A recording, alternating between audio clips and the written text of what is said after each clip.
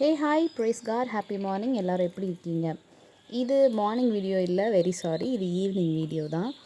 S, video எடுக்கிறது ஈவினிங்காக இருந்தாலும் நான் போஸ்ட் பண்ணுறது மார்னிங்காக இருக்கனால நான் உங்களுக்கு மார்னிங் சொல்கிறேன்.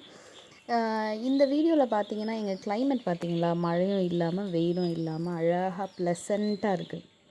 இந்த மாதிரி டைமில் தான் கொஞ்சம் ஹார்ட் ஒர்க் பண்ண முடியும் அப்படின்னு சொல்லிட்டு நம்ம ஆள் வந்து தேங்காவெல்லாம் உடச்சிட்ருக்காரு. இது ஆக்சுவலி இந்த தேங்காய்லாம் வந்து நல்லா காஞ்சு போயிடுச்சு ஃபுல்லாக. அதனால் வந்து இப்படி தான் உடைக்க முடியும். நம்ம நார்மலாக தேங்காய் உடைக்கிற மாதிரி உடைக்க முடியாது. ஸோ அது மாதிரி உடச்ச தேங்காவை நாளைக்கு வெயில் வரும்போது காய வச்சு எண்ணெயாக நம்ம ஆட்டி எடுத்துக்கலாம். ஸோ அதுக்காக தான் இந்த மாதிரி வேலை பண்ணிகிட்ருக்காங்க. எவ்ரி டயர்டி டே உடைய எண்ட்லேயுமே பிரிஸ்காக நம்ம ஃபீல் பண்ணணுன்னா நல்ல ஹெல்த்தியாக சாப்பிடணும். ஸோ இன்றைக்கி டீயோடு வந்து நான் இன்றைக்கி ஒரு ஸ்நாக் பண்ண போகிறேன். அதுக்கு தான் இவ்வளோ பேசுகிறேன். ஆமாங்க, உங்களில் எத்தனை பேருக்கு டீ கூட ஸ்நாக்ஸ் சாப்பிட பிடிக்கும் அப்படிங்கிறத சொல்லுங்கள்.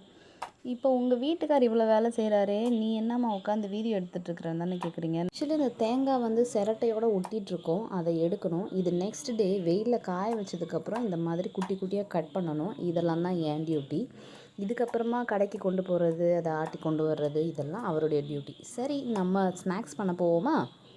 ஸ்நாக்ஸ்னால் வெறும் ஸ்நாக்ஸ் இல்லை, கொஞ்சம் ஹெல்த்தியான ஸ்நாக்ஸ். முதல்ல சொன்னது மாதிரி நேந்திரப்பழம் இருந்தது, தேங்காய் எப்போவுமே நம்ம வீட்டில் இருக்குது. ஸோ அதை வச்சு தான் இன்றைக்கி நம்ம இலை அடை தான் பண்ண போகிறோம். ஸோ க்ளீனிங் வீடியோ நீங்கள் முன்னாடி பார்த்துருப்பீங்க. அதில் வந்து நம்ம ஒரு வாழையை வெட்டி சாய்ச்சிட்டோம். ஏன்னா வீடுடைய மேலேயே அப்படியே சாஞ்சு இருந்ததுனால அதுலேருந்து கிடச்ச வாழை இலையில தான் நம்ம அதை செய்ய போகிறோம். இலை அடை செய்கிறதுக்கு இன்றைக்கி நான் எடுத்துக்கிட்டது கேழ்வரகு மாவு, ராகி மாவு, இல்லைன்னா மலையாளத்தில் பஞ்சிப்புல் அப்படின்ட்டு சொல்லுவாங்க, அந்த மாவு யூஸ் பண்ணி தான் நான் இன்றைக்கி பண்ணுறேன். செய்முறை ரொம்ப சிம்பிள். சப்பாத்தி மாவு பிசைகிற மாதிரியே தான் ராகி மாவு பிசையணும். ஆனால் கொஞ்சம் தண்ணி கொஞ்சம் அதிகமாக சேர்த்துக்கணும். இலையில் நம்ம ஸ்ப்ரெட் பண்ணும்போதும் கையில் தண்ணி தொட்டு தான் ஸ்ப்ரெட் பண்ணணும்.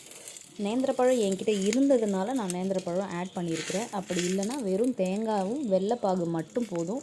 ஜஸ்ட் வெல்லம் கரைஞ்சிருக்கணும், கொஞ்சம் திக்காக இருந்திருக்கணும், அவ்வளோதான். இந்த இலை அடையை வந்து 2 டைப்பாக பண்ணலாம். ஒன்று வந்து இந்த மாதிரி ஸ்டீம் பண்ணலாம். இன்னொன்று வந்து தோசைக்கல்லில் நெய் தடவி அதில் சுட்டி எடுக்கிறாங்க.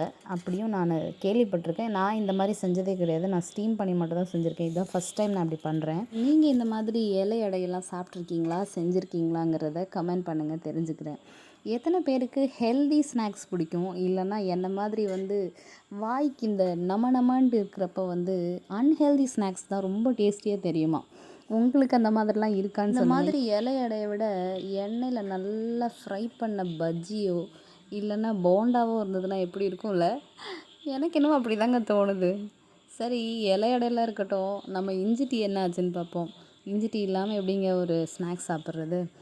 ஸோ இஞ்சி டீயும் ஸ்நாக்ஸும் சாப்பிட போகிறேன். இது சுட்ட அடை. இது எப்படி இருக்குன்னா கொஞ்சம் ஹார்டாக இருந்தது. இதுவே வந்து ஸ்டீம் பண்ண அடை வந்து கொஞ்சம் சாஃப்டாக இருந்தது சாப்பிட்றதுக்கு. நீங்கள் இது மாதிரி செஞ்சு பாருங்கள், எப்படி இருந்ததுங்கிறத கமெண்ட் பண்ணுங்கள். நேந்திரப்பழம் ஆட் பண்ணதுனால லேசாக திகட்டுற மாதிரி தான் இருந்தது. இதோட என்னுடைய லாங் வீடியோ முடிச்சுக்கிறேன். தேங்க்யூ, தேங்க்ஸ் ஃபார் வாட்சிங். God bless you.